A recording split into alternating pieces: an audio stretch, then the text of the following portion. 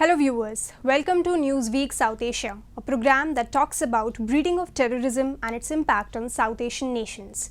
Let's begin with the headlines first. Deadly blast rips through crowded Kabul mosque, several killed. Targeted killings of minorities in Kashmir evoke anger and outrage. And FATF set to verify Pakistan for money laundering during on-site visit. Let's begin the show with Afghanistan, a country which has long been a base for terrorists with ambitions for global jihad. Dozens of groups that have been present since the Taliban's last turn in power are again operational. A series of bomb blasts conducted by the Islamic State terror groups have increased the concerns for residents in the war-torn country. Recently, a huge explosion ripped through a crowded mosque in the Afghan capital Kabul, killing at least 20 people. A report. A massive explosion ripped through a mosque in Afghanistan's Kabul, left at least 20 dead.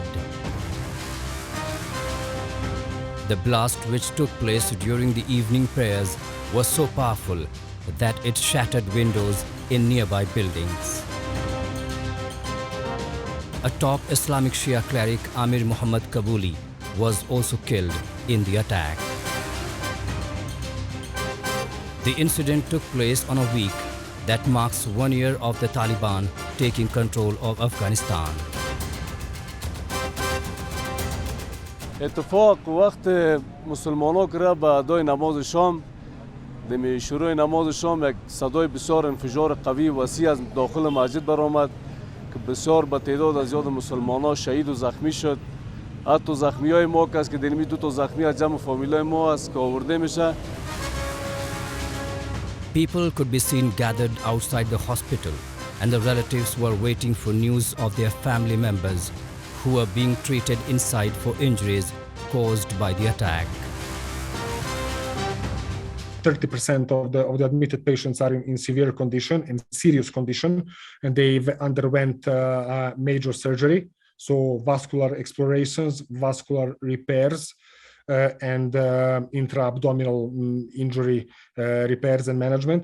So this is something that is demanding quite a lot of time, resources, and expertise to, let's say, minimize the possibility of complications and reduce the mortality.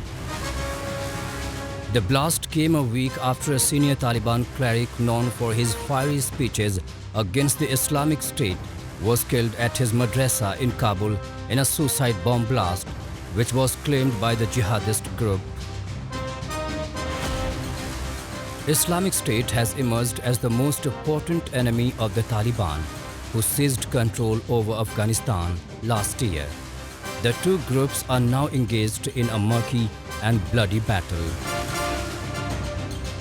On one hand, situation in Afghanistan is deteriorating day by day. On the other hand, Taliban are celebrating their achievement.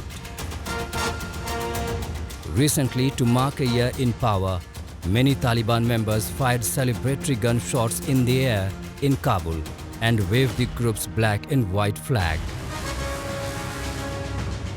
A few hundred people, including supporters, soldiers, and officials, gathered at the square in front of the US Embassy to mark the day. In a ceremony attended by Taliban government ministers, acting Foreign Minister Amir Khan Muttaqi claimed that their rule had brought security. افغانستان په تیرو 450 کلو کې په لومړي ځل افغانستان د افغانانو کور شو. هغه داسې چې په تیرو رژیمونو کې هیڅ داسې کس په افغانستان کې ګزاره نه شوی کولی چې هغه نظام سره به جوړ نه. The future is immensely weak for Afghans if more is not done by the international community to ensure the Taliban changes its modus operandi and complies with its human rights obligations.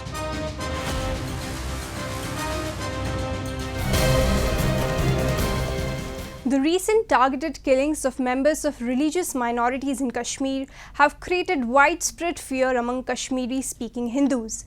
Many Hindu families chose to stay when the majority of the Kashmiri Pandits fled for safety to Jammu and other places in 1990, when armed insurgency was at its peak in the valley. The recent target killings of minorities are giving a frightening reminder of the early years of the conflict when such incidents were common. Take a look. The spectre of 1990s is back again to haunt the valley with the targeted killings of Hindu minority. Kashmir has been witnessing a series of targeted killings since October last year. In October, 7 civilians were killed in 5 days. The latest targeted killing of a Kashmiri Pandit by terrorists in South Kashmir's Shopian district has sparked a fresh wave of fears among the minority community members in the valley, who feel increasingly scared and insecure. Sunil Kumar Nath and his brother Pintu Kumar were shot at by motorcycle-borne terrorists when they were working in their orchard in Chotigam village of Shopian. While Nath died on the spot, Kumar is in hospital with critical bullet wounds. कल वाले case में हम लोग पहचान कर चुके हैं कि उस केस में कौन इन्वॉल्व है, कौन 2 लोग आए थे जिन्होंने इसका कत्ल किया, उसका पता चल गया है और उसके लिए बराबर कार्रवाई जारी है, फॉलो अप एक्शन जारी है, सख्त दंड दिया जाएगा. There has been an increase in the number of incidents of targeted assassinations of Kashmiri Hindus. Pakistan-backed terrorists have shifted their tactics out of frustration and now are targeting unarmed police personnel and innocent civilians from the minority community. Pakistan is making a desperate effort to instill dread and terror among the people in an effort to impede the region's economic development and advancement. Experts believe that Islamabad is deliberately enticing terrorists into the Kashmir Valley with an aim to keep the region on the boil. Anger is sweeping through the Kashmir Valley, where hundreds of Kashmiri Pandits, mournful and dry, held a massive protest against the killing of their community member, shouted anti-terrorist slogans and demanded justice.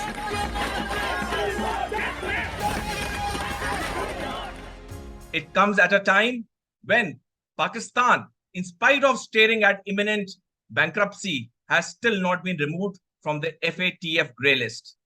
Pakistan has left no stone unturned to create mayhem in India, whether be it supporting the militancy in Jammu and Kashmir or militancy in Punjab. They, at the smallest opportunity, try to create mayhem in India and leave no stone unturned to bleed India. Kashmiris have understood that terrorism and separatism cannot flourish in Jammu and Kashmir. For Pakistan, which has been attempting to internationalize the Kashmir issue for more than 7 decades, this is the worst suffering. The notorious intelligence agency of Pakistan, ISI, aims to reawaken the fear of being killed in the minds of ordinary Kashmiris. In Kashmir, being a member of a minority group is sufficient to be killed. Kill one and scare 1,000 is Pakistan's motto. That is how they were able to chase out the whole community of Kashmiri Pandits from their roots that had been ingrained in the valley soil for centuries. However, such heinous terrorist activities will not be able to undermine the advancement of Jammu and Kashmir.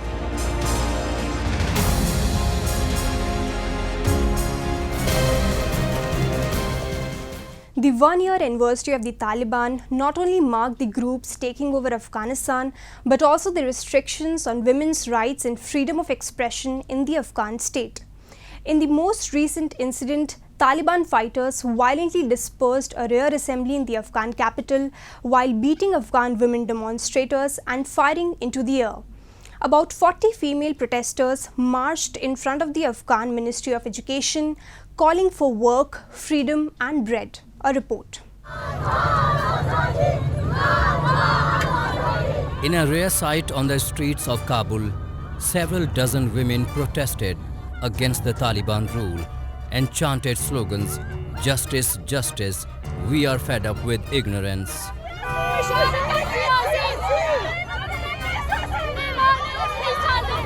Marching in front of Afghanistan's education ministry, they demanded bread, work and freedom. But their protest was violently interrupted by the Taliban members, firing into the air.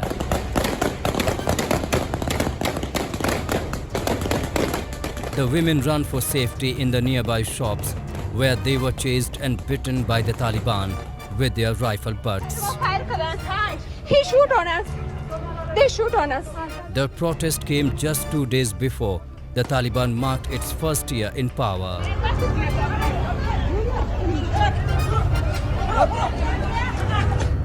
نگرانی ما خیلی زیاد است. از هر نظر که ببینیم ما زیر فشار هستیم. نگرانی ما خیلی زیاد. به درس خود ادامه داده نمیتونیم. اگر به درس خود ادامه داده بتونیم میگن این قسم باشین، اون قسم باشین. بسیار نگرانی ما زیاد است. زودتر از کدام شما بگوییم. Taliban overthrew the elected government of Afghanistan last August, established a Stone Age regime with barbaric laws, and reversed centuries of women's achievement. They imposed a primitive government with brutal rules and undid centuries of progress for women. The hardliners deprived millions of women of their right to education, ousted tens of thousands of women from government jobs, and banned their businesses and all sorts of activism. Today they have plunged Afghan women into the dark ages again, and women in the country have even lost the right to life.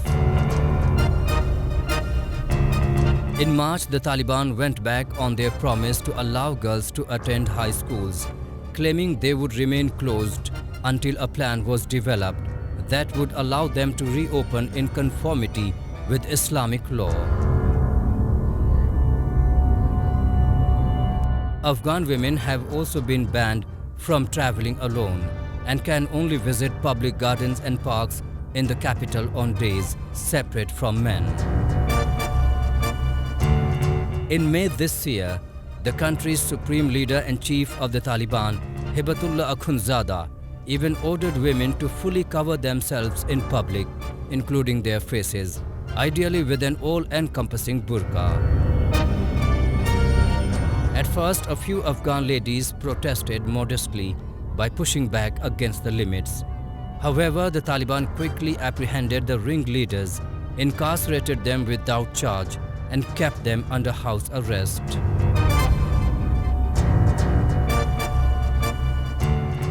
خب ایجاب اسلامی هم نظر ایجاب تمام بدن که از به اتفاق علما فرض است بالای زنا، اما ایجاب روی کسی مسئله اتفاقی نیست، اختلافی است که نظر ای برمیگرده به عرف و عادات مردم که چه قسم عرف و عادات مردم است. اگر فتنه به اوجش رسیده بود درست است ایجاب روی هم فرض میشه، اگر فتنه نبود آزار اذیت نمیشدن دخترها ایجاب روی فرض نیست. هر کس به دلخواه خود میتونه که هر قسم ایجاب کنه، اما ایجاب بدن فرض است. A century ago, the women in Afghanistan were free. They enjoyed the right to education, right to political participation, and the right to movement. Even in the 1970s, in Kabul's universities, women made up more than 60% of students, and they were equally represented in several public institutions.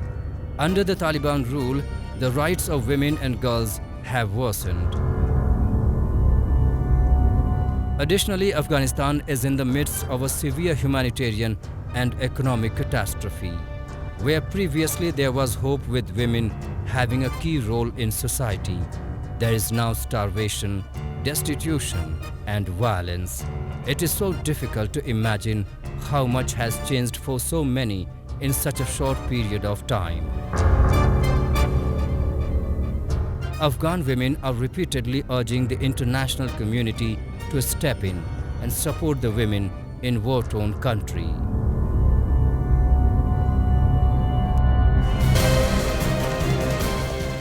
For several years, Islamabad has been supportive to terrorist groups despite several stern warnings from the international community. The government of Pakistan has been accused of aiding terrorist organizations operating on their soil who have attacked neighboring India and other countries. Global Money Laundering and Terrorism Watchdog Financial Action Task Force is due for on-site visit to Pakistan next month to verify steps taken by the country to exit the watchdog's grey list. Pakistan's active participation in terrorism has caused thousands of deaths in the region. For several years, Islamabad has been supportive to terrorist groups despite several stern warnings from the international community. The government of Pakistan has been accused of aiding terrorist organizations operating on their soil who have attacked neighboring India and other countries. On several occasions, arrested terrorists in Kashmir and other parts of India have revealed that money for jihad is transferred to terror organization via Pakistan Army and its notorious intelligence agency, the ISI. Moreover, many terror organizations in the country change names and set up other groups to frame that Pakistan is looking into it.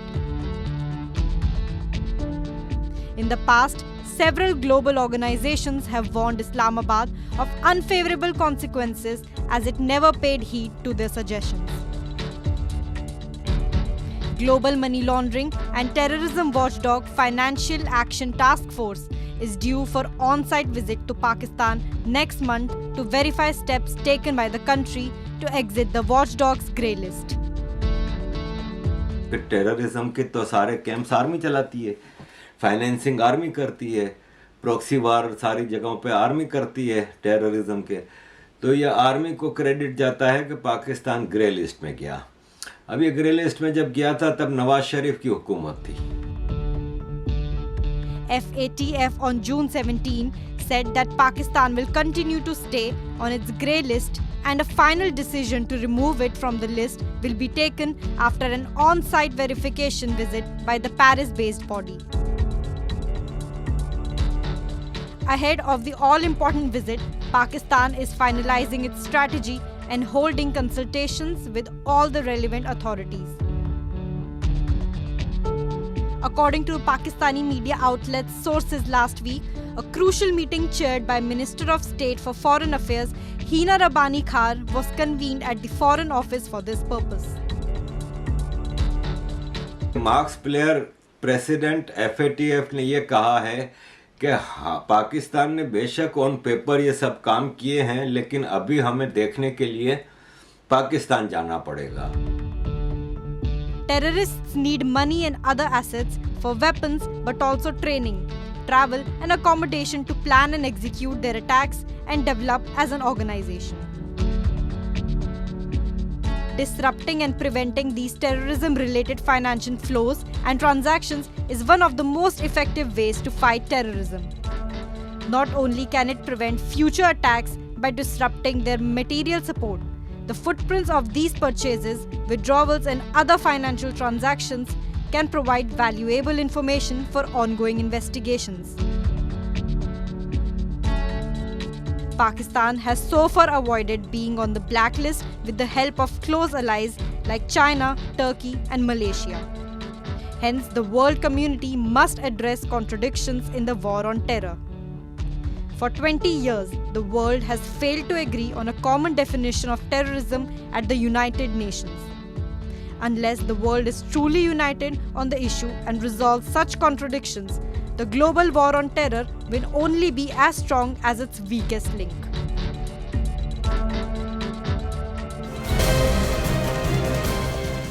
And with that, we come to the end of this edition of Newsweek South Asia. We will be back next week with more news, views and analysis from the subcontinent.